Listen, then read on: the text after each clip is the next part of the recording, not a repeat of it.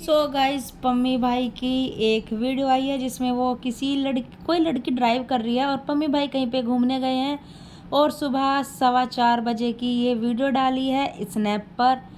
अब इसमें साफ दिख रहा है कि भाई लड़की की फिंगर्स है, उसके नेल्स वगैरह सब देखकर अंदाज़ा लगा ही लेते हैं कि भाई लड़की के साथ गए हैं घूमने।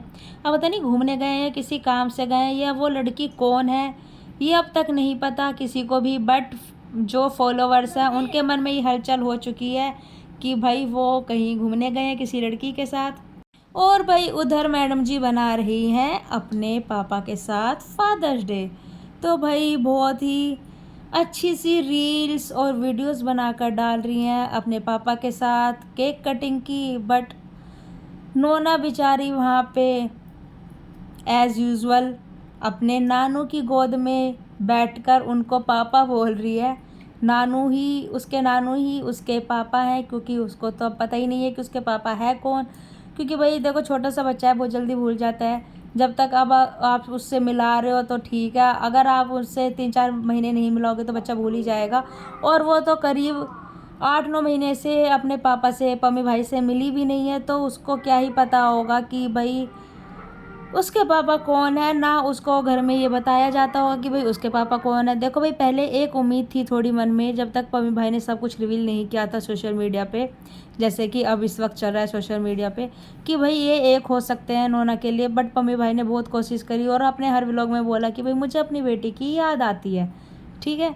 लेकिन मैडम जी को कोई फ़र्क नहीं पड़ा। अब मैडम जी की सारी चीज़ें सोशल मीडिया पर आ गई हैं, तो भाई पम्मी भाई तो वैसे भी नहीं अपनाएंगे, क्योंकि अब पम्मी भाई ने खुद से ही सब कुछ रिवील कर दिया है सोशल मीडिया पर। तो भाई पब्लिक फिर उनको भी तो बोले कि भाई बताओ, इस लड़की का अफेयर था और तुम इसको दोबारा बीवी बना के अपने घर में ले आए। तो भाई फिर वैसे भी तो दिक्कत होती है।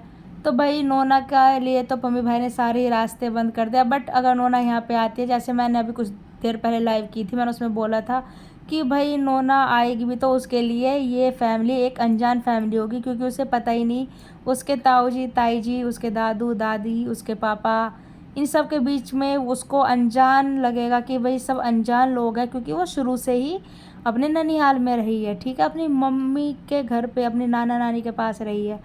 तो भाई एक बच्ची के लिए, या बच्चा मतलब कोई भी बच्चा हो छोटा सा, उसके लिए बहुत मुश्किल हो जाता है एक ऐसी फैमिली को छोड़ना जिस फैमिली में वो शुरू से रही है।